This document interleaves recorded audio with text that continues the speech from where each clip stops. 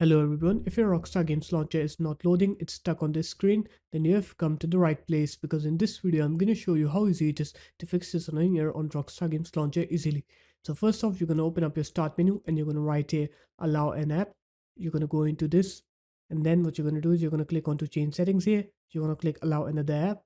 You're going to click browse on here and now you're going to go to the Rockstar Games directory. So it should be in your C drive, program files, Rockstar Games Launcher, and then launcher.exe.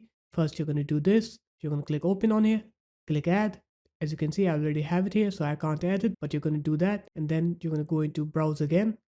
You're going to do launcher patcher now, click open, and then click add. And the third one is you're going to do Rockstar Steam helper here.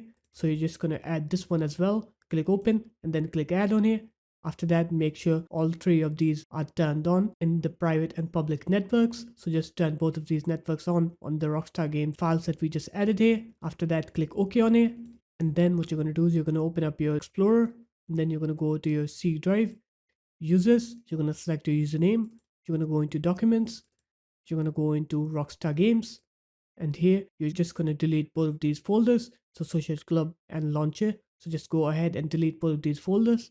And once you delete both of these folders, go ahead and restart your computer. And once you're done with the restart, now when you try to open up Rockstar Games Launcher and try to play your games, you'll see that they will work correctly and you will not get that loading error anymore. So there it is guys, that's how easy it was.